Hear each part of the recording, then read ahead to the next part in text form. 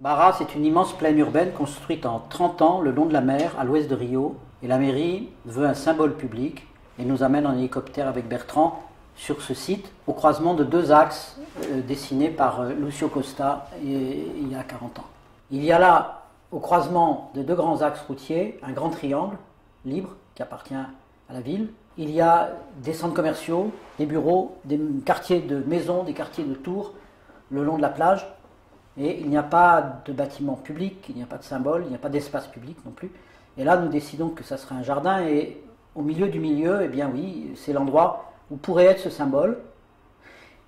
Et la mairie veut une cité de la musique, au départ, qui deviendra une cité des arts, c'est-à-dire un siège pour l'Orchestre symphonique du Brésil, une salle de musique transformable en théâtre à l'italienne, en opéra, puis d'autres salles de danse, de musique de chambre, de cinéma, bref, tout un ensemble, même une école, enfin des studios de toutes sortes, pour toutes les différentes manifestations. Sur le terrain, on ne voit pas la mer, on ne voit pas les montagnes, on est entouré de voitures, il y a du bruit. Je décide de surélever l'accueil du public de 10 mètres. On se retrouve dans Rio, on voit la ligne des montagnes qui danse, la mer au loin, et cette ville, ce quartier redevient beau.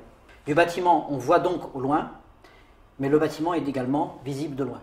Depuis mes débuts, j'avais envie de construire en béton brut, mais à Paris, je savais qu'avec la pollution, ça serait infernal.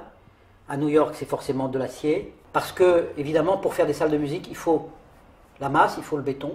Et pour faire cette grande dalle qui flotte, j'opte très tôt pour la post-contrainte. Je travaille avec Joseph Attia, d'ailleurs à Paris, pour ça.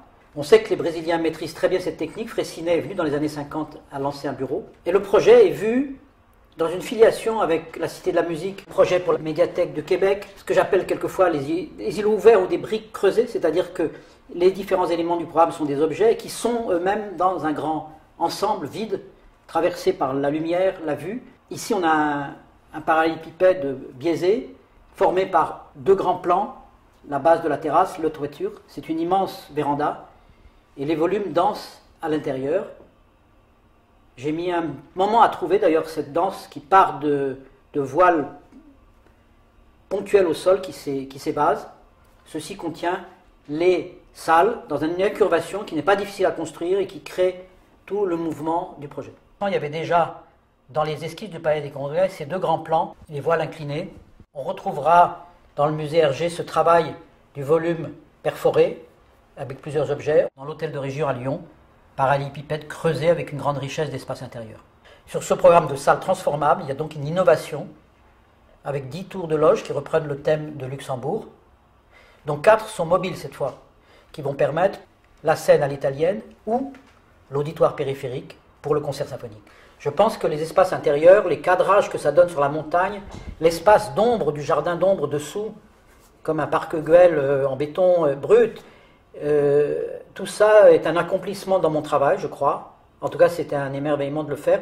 Mais un accomplissement aussi a été de le réaliser, de le réussir, en montant une très grande équipe d'architectes, donc certains des anciens d'ici, qui étaient à Rio, d'ingénieurs, en tout 50, 60 personnes, un travail de longue haleine, passionnant.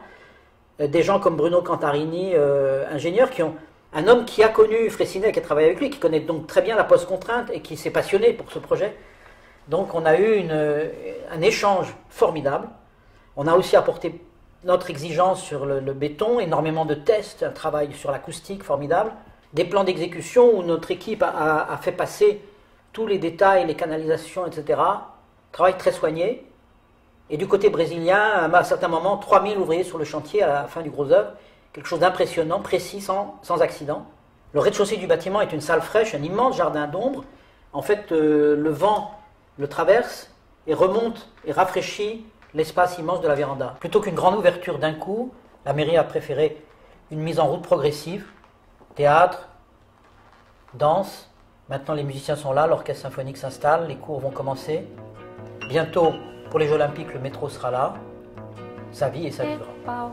Pedra é o fim do caminho, é o resto de toco, é pouco sozinho, é caco de vidro, é a vida, é o sol, é a noite, é a morte, é o laço, é o anzol, é peroba do cão, é o nó da madeira.